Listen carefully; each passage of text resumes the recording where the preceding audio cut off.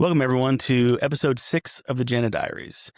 If you told me 5 years ago that I would be a Christian, I would have laughed. Most of my life, I considered myself an atheist, and I really would have never believed that faith would be a part of my life and my family's life. Yeah, but experiences that we went through absolutely led us there. We were both raised Catholic, but I would not say that our families were overly religious. And the Catholic faith tends to be quite regimented in ritual and strictness and repentance. I did everything I was supposed to do. I did my first communion. You did too. Yes, I did my first communion as well. A lot of Sunday school, started learning about the Bible. But to your point, I think we went to church, or I went to church, and then it really wasn't in the home as much. So I wouldn't really consider ourselves like a religious No. or Christian family. Yeah. Um, All the way up to my confirmation, which is a pretty big deal. You have someone in the church that sponsors you and, really is there to guide you in faith. And so it was always important to me. I always was a believer. I will say that. And then I think as I met you, to be completely honest, and you were so starkly atheist, mhm. I kind of backed off of that because I didn't really know how to navigate that. And I remember like trying to hint at these things like, do you believe that things happen for a reason? Do you believe in soulmates? And you were like, no. And I was like, what do you mean? And you were like, I just believe everything is random. There's no purpose. Yeah, it was more of a sort of a nihilistic worldview where everything just is. Nothing is good, nothing is bad. Things just are and don't happen for any reason And if I'm whatsoever. being completely honest, like I didn't love that about you. Yeah. It made me feel uneasy, but I was able to look past it because I loved you so much. And I kind of took on religion as more of a personal thing. That if that's something I wanted to explore and if that was something I wanted in my life, then that was something that I would do on my own. And again, because no one in my family was overly religious, it was easy for me to accept that you weren't religious, right? My mom wasn't religious. Nobody in my family. It was a huge deal. So it was one of those things where I just sort of accepted it and said, okay, but I don't necessarily know that I was ever super comfortable with it, but I wanted you to be comfortable. So I kind of just didn't talk about it anymore and kind of became apathetic about my faith.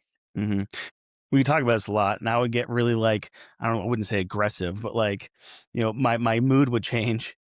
And you hated that because you just wanted to have conversations with me about these types of things, and I would get so like on a topic like, oh, this is the right way. How could you not believe that? I mean, quite frankly, I felt like it was exactly what you were displaying, a lack of Jesus, a lack of humility. Yeah. You were so ego driven on these topics. You were convinced that you knew best. And I did not like that side of you. Yeah. And it was interesting because you weren't like that in any other areas of your life. You're a very gracious person. You're a very humble person. You're a very kind person. You display all the characteristics of Christianity.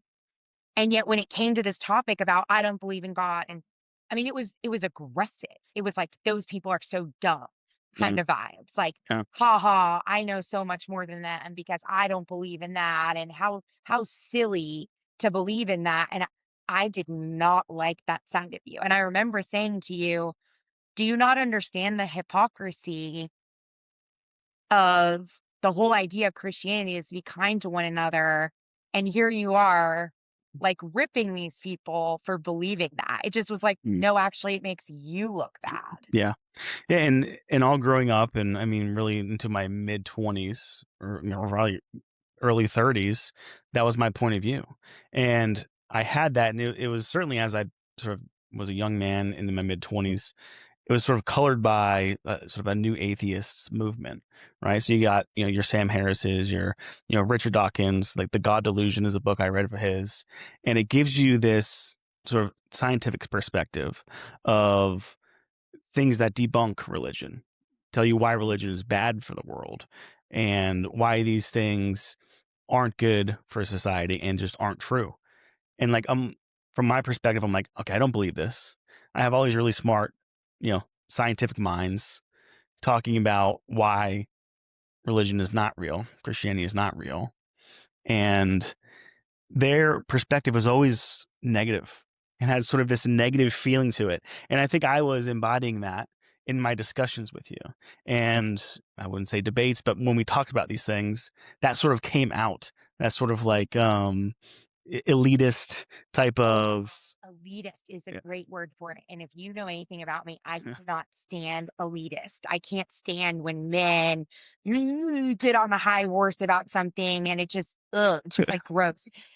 I guess the question I would have for you, and I remember asking this, is why can't you disagree with someone's point of view about this and not turn so nasty?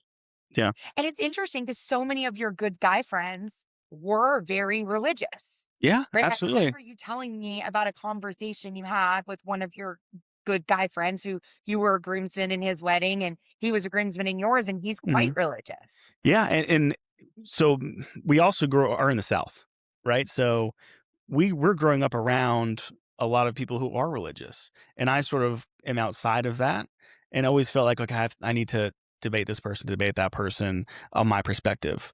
But what you're talking about is an experience where me and my buddy were going out. I think we had gone out that night, and we grabbed McDonald's, which we did a lot. Grab McDonald's, and we come back to my house. It was a nice night. We see all the stars. So we sat on my driveway, and I'm just looking up at the stars, and I can see all of them. He can see all of them. And I looked over to him and I said, how is it possible that a God made all of this? And then he just looked back at me and said, how is it possible that God didn't make all of this? And, you know, at that point, I was like, oh, wow, that is the fundamental difference Right. of faith, right? His perspective is none of this is possible without God. My perspective at the time was there's no way a God could do this. So it's that fundamental faith, that fundamental belief that Christians have about all of this, and atheists on the other side. And it's really that particular conversation didn't necessarily sort of shake my non-belief, but it certainly made me question. I mean, it stuck with me for many years. This is 20, 25 years later. Right. This is a thing that I think about a lot Right. as terms of a fundamental shift in maybe that's a little seed that was planted throughout. Right. And I know that some of my closest friends were quite religious. Hmm. And I noticed there was a peace that it brought in me. Yeah. Those types of people brought me a comfort and a peace and a grounding. Mm, So, one of the things I've talked about in past episodes is my PTSD and my anxiety. That comes from an imbalance, right? So, think of where you're supposed to be. You want to be in the middle. I was like this and this and this and this and struggled to find the middle. When I'm around people who are grounded in their faith, mhm. I feel better. Yeah. I can feel the ground. I can feel this confidence, this quiet steadiness. And if I look back to the people in my life that have been the closest to me throughout different phases, almost all of them have been very grounded in faith. Mhm. And so, again, my journey to faith, which I think ultimately led you to question it, was when my mom got sick. I had always had a relationship with God. I had always prayed throughout the course of having our daughter and struggling. For some reason, that did not become a part of my toolkit.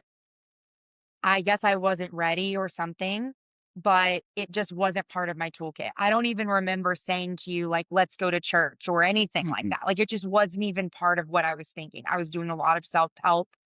I was doing a lot of Brene Brown, Glennon Doyle. When Things Fall Apart is a book I gravitated towards, which is rooted in Buddhism.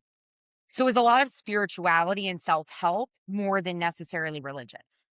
And I think I needed to go through that to get to the religion part because I needed to find out things about myself that I don't think I could have come to religion in the same way without that process. But when my mom got sick, I did not like consciously ask for God, but I could feel God come into my life. Yeah. I could feel that there was something coming over me and protecting me and almost like cloaking me. I think at that moment, I think you started praying more too. Yeah, but it wasn't conscious. After I found out my mom was sick, one of the first nights we went back to her house, it was just us. Mhm. And I literally got in her shower and I laid on the floor and I just sobbed, Mhm. like to the point where I didn't think I was going to be able to get up off the floor. Yeah. And I just remember crying. Mhm. I was literally brought to the ground, laying in the shower, in my mom's shower, where, you know, think of the symbolism of that, right? Being in this home of my mother's without her, feeling what it's going to feel like to live without her. And I remember feeling like God just came down and put his arms around me and said, trust me, believe in me, follow me, pray to me, and you're going to be okay. Yeah. And it was like that transformation really happened in me, mind, body, and soul. It was not conscious. And after that experience, I was praying all the time, every day. I was constantly feeling that calm steadiness for the first time in my life. Yep. I was listening to Christian music, again, not even intentionally. I've always loved Lauren Daigle, but it was like certain songs were just coming on, right? And it just, everything felt very driven by God and very purposeful. Like even right now, it's been like cloudy. I Mhm. just started talking about God and Jesus and my transformation, and the sun is shining through the window. Yeah. That's what I'm talking about. That started happening. Yeah. So these little signs that you see as you go through life, and it's just like, to your point, yeah, the sun's literally shining. I see it shining on your face right now. Right. Because I'm walking in the light of Jesus. Yeah. I mean, and again, I'm not somebody who was raised to believe this. Mhm.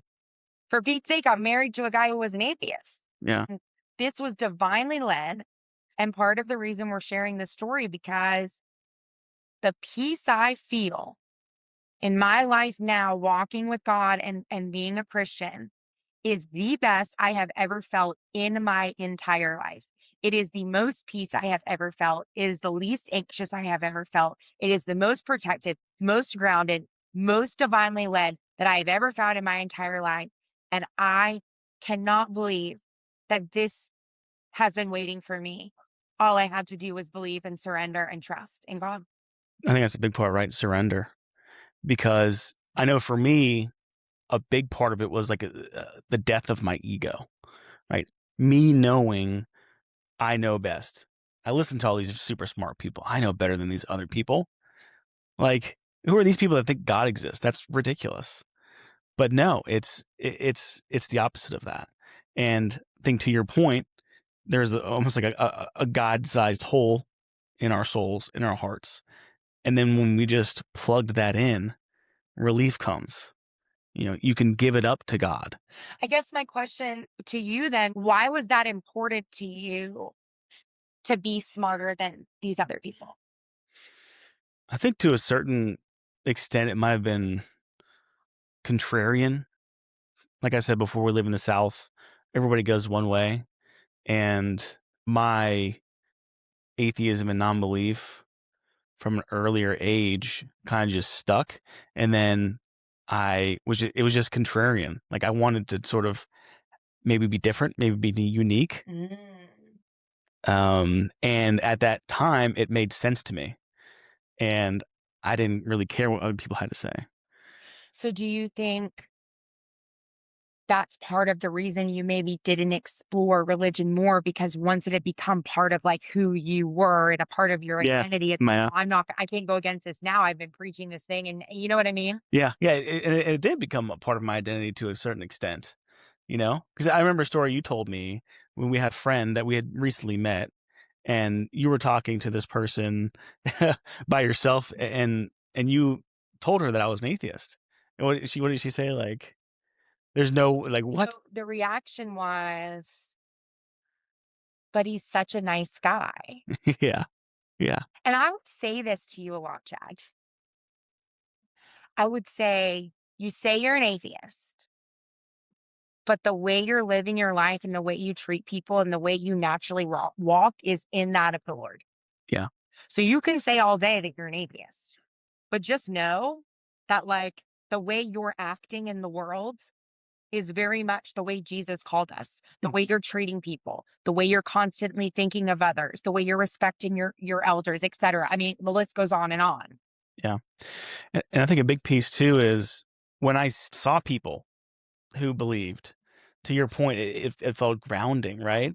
And when I saw people doing that and accepting God, I always thought to myself, man, that would be really nice to have that sort of feeling if you're anxious. Just say, sort of give it up to God. It's in God's hands.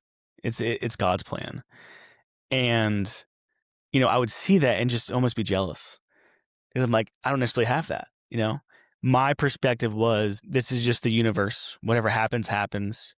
Sort of inconsequential, how big I am, how big Earth is, and compared to the entire universe. So it doesn't matter, right?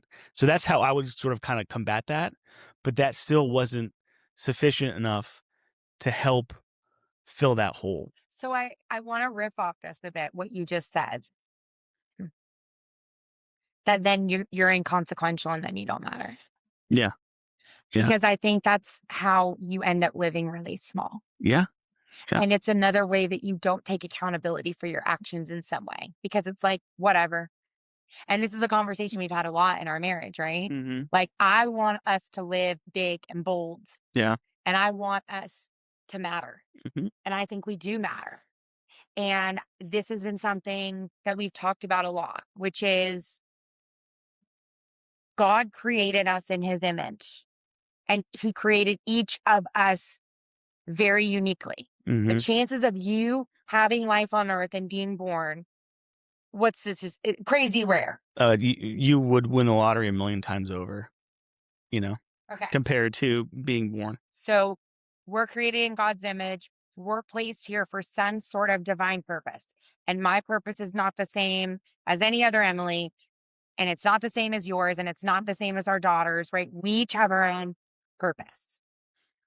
And so for me, life's work becomes about figuring out what your divine purpose in this world is, which I think you uncover by really honing in on what are your unique talents, what are things that make you feel good and full and in service, right? Another reason we're excited about this podcast is I feel like one of our strengths is marriage and communication. And how do we share this now with other people? But again, everyone's talents are different. So one of the things that I think society is in combat with religion right now is God did not intend us to sit on Instagram and look at everybody else's talents and see how many likes and posts they have and then try to make our talents match that. Yeah. We're Like, that's different. where we're a little bit missing the point. And I've done this for many years, trust and believe. I've tried to look at all these other people and how do I do the thing that they're doing because that's successful. But it's not who I am. It's not meant for me. Yeah. This journey is about what is Emily's unique talents that are God given, and how does Emily use those talents in service of others, and therefore in pursuant of her purpose. Yep. Same for you, right? Hmm. How many years have you tried to look at, well, you started with, my life isn't even that important. Yeah. I'm a small speck in this big thing. Isn't that kind of demotivating? Yes, it's a nihilistic view of the world, and it's by definition sort of a negative view of the world, and that's where you get a lot from you know the new atheist movement, and it's slightly irritating that I bought into that much because I feel like if I put as much energy into researching all of that, into researching reasons why Christianity is real and God is real, it would have been different a long time ago because I started deep diving and we had a conversation in the car, and I think this was a point in time that things shifted for me. You had a conversation with me, essentially saying, you know, I want to be Christian. I want to live a life of faith, and I want that for our family. And that hit me because I'm like, oh, okay, that is different. And at first, I was kind of, you know, put off, and I didn't know what to do with that information. And just to be super clear, I'm never gonna like you can't force somebody to be religious. That's not a thing, especially Yeah, someone who's like full blown atheist. yeah, I just felt like I needed him to know that up until that point, I had been fairly apathetic about my faith, and I wasn't going to do that anymore. yeah, It was really important to me, especially after my mom died, which is, when we were having these conversations. Like, I have to move in the way of the Lord. I have to move in the way of making sure my daughter knows the Lord. That feels like a big responsibility as her mother. I will do this not with you if you can't get there truly, but I really need you to prioritize figuring out if you can get there hmm because I really need to make some progress in this area. yeah, and I took that, I absorbed it, and I decided, hey, I need to make this a priority because this is a priority for you. This is a priority for our family. I need to figure this out. So I just started putting some time and energy into researching and answering some questions that I had from the other side. The Lee Strobel's book I listened to a lot, going to back and forth from work.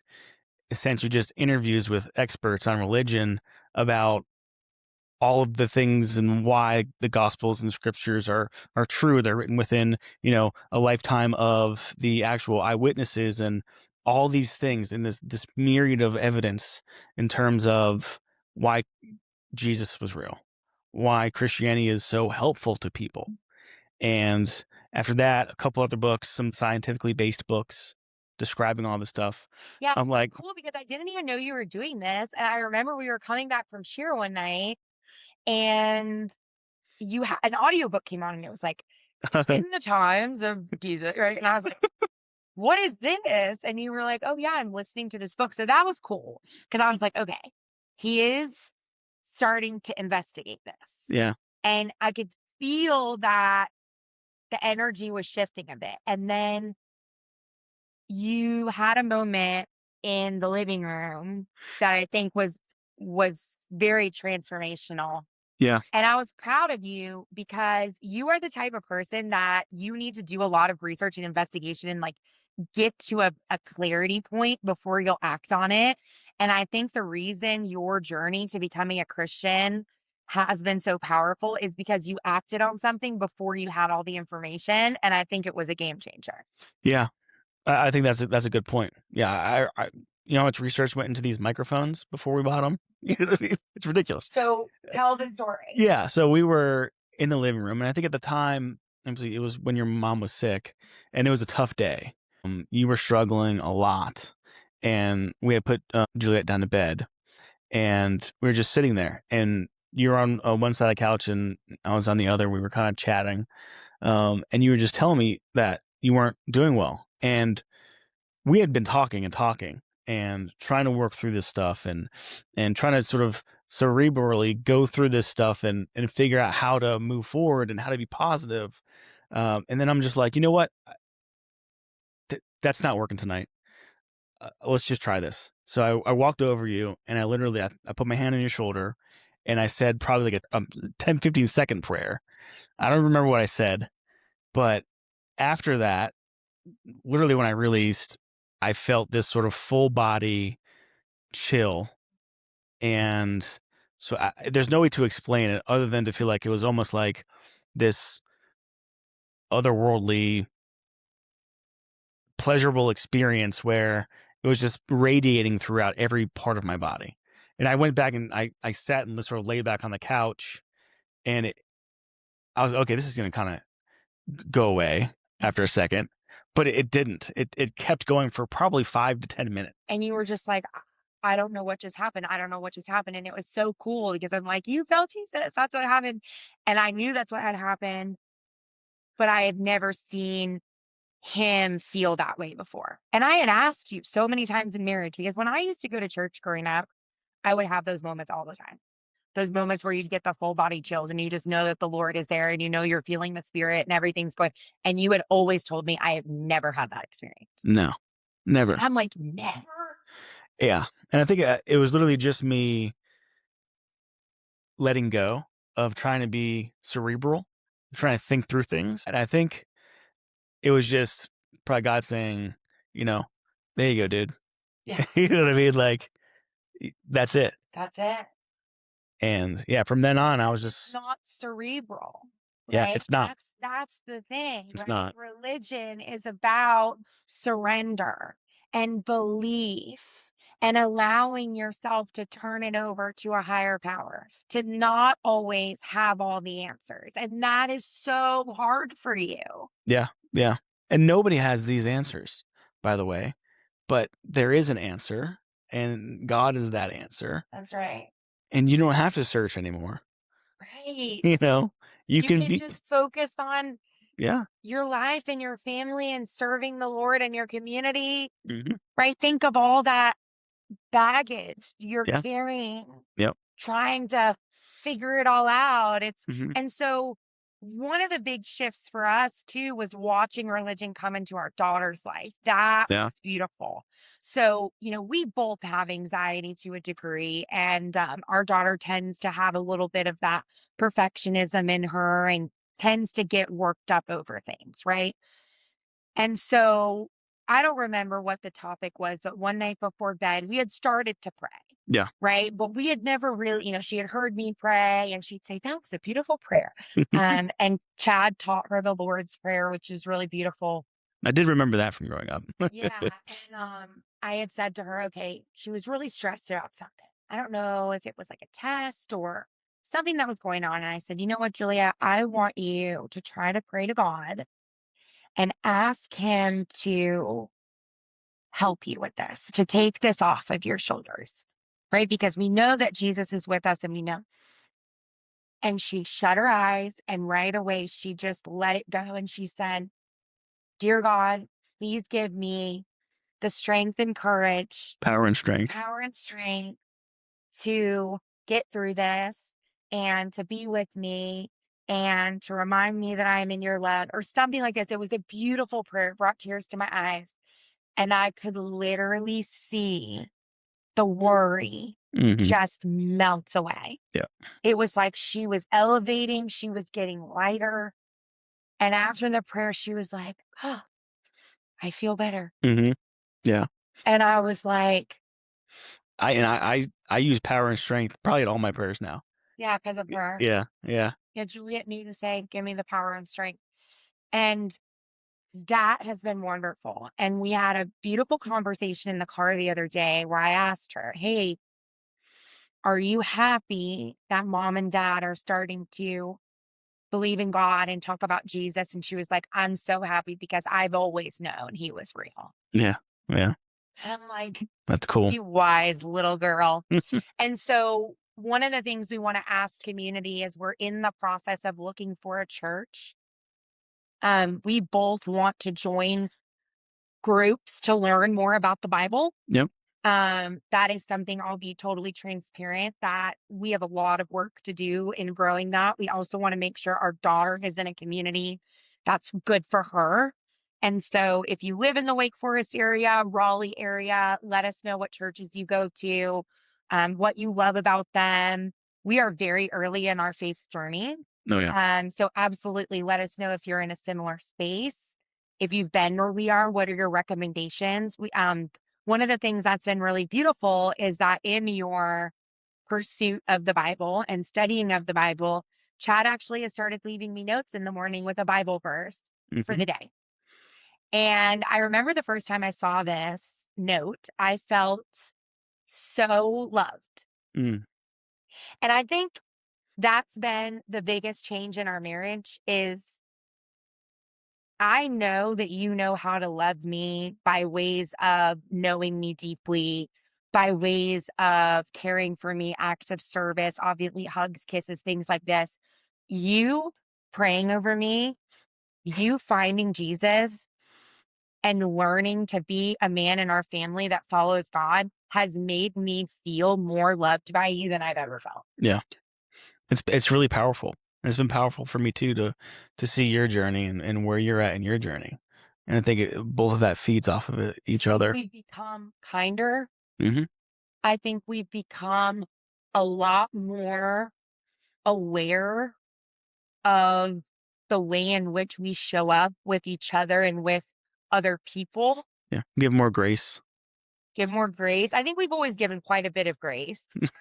But I think it's just for me, it's the difference between always worrying to knowing that I am not in control Hmm. and that's okay. Yeah. And that whatever is meant for me will be for me, Hmm. right? That God is guiding me, has always been guiding me and us, Yes. right? I'm a lot more attuned to things and I'm the happiest I've ever been in that way. Yeah. Truly. Like Yeah. I love the life we have. I love everything we've been through because I know that God has taken me through. Like I'll give another example before you give your hot take for the week. Hmm. There is a situation I've been really struggling with.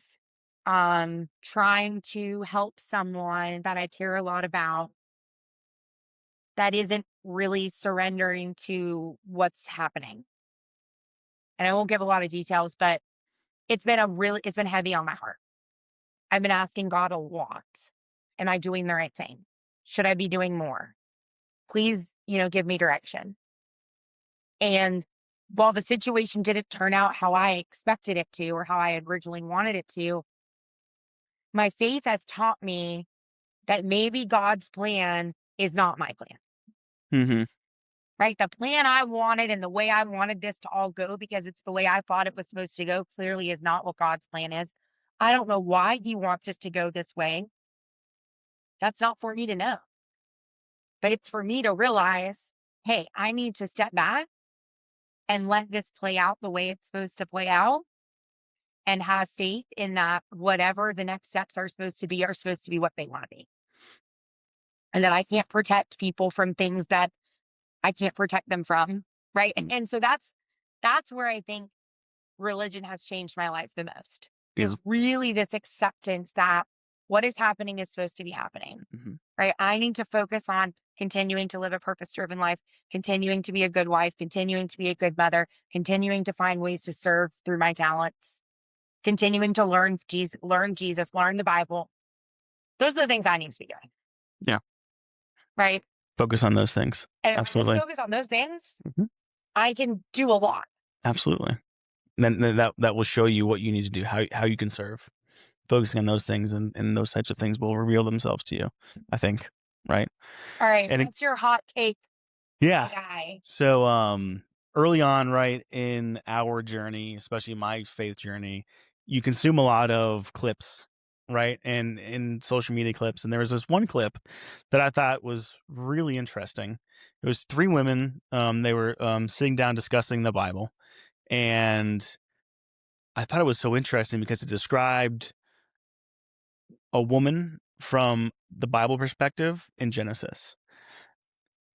Growing up, I saw the Bible and the words in the Bible and how they describe women as sort of being subservient, right? Secondary. And that never really jived with me.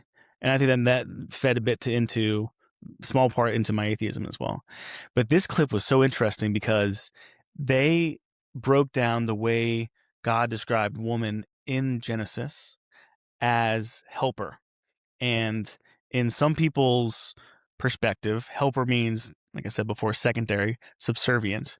But that's not the word God used. He used the word ezer, which is a word God used to describe himself in how he helped Israel and aided Israel and did for Israel what Israel could not do for itself. He used that word to describe a woman Right. one of the first words he used to describe woman. And I thought that was so cool because it flipped the perspective of woman and a woman's role completely on its head for me. And Yeah. it's like a woman is there not to be subservient, not to be below a man, but to be face to face, to be beside them, to fulfill a role where they can support each other, and for a woman to give a man what he cannot give himself. Right. Which is the beautiful part of this story, I think, is Yeah. that I gave you a path to recognize that you could have what you wanted. hmm You could be the man that you wanted if you would hmm just drop the ego, Yeah. drop the old version of yourself that was trying to prove something or whatever, right? Yeah. Yeah. I gave you that space. I saw something in you, right? All those years where I would say, hmm you are godlike, you Yeah. are a Christian, hmm you're living the ideals. You are, again, why the friend said, Chad's not Christian. Yeah. That was confusing, Yeah. Absolutely. right? So I gave you the ability for you to see something in you that maybe you didn't see in yourself. Yeah. And now you can give to our family in a different way. Yeah. Yeah. I think it really sums it up really nicely. So that helper is not necessarily helper. So hot take for the week: helper in the Bible is not necessarily what you think it is. Yeah. I liked that clip. I'll put it in the comments Yeah. because it was a really powerful clip, not only for the way in which woman aids man, but also going back to this idea of a purpose driven life and how much it's important for women to use their God given talents, to help the community. So that's it for this week's episode. We intentionally are releasing this on a Sunday, the Lord's Day. We feel very grateful Yeah. for this journey that we've been on. We feel grateful for this community that we're building. And we're really hopeful that this episode will spark conversation and that you'll share with us information of how to help us continue on our faith journey and how to continue to grow. And help me as a baby Christian figure this out. Give me some comments. Let me know what you think and how I can do better to complete this journey. But today and all day is God is good. Amen.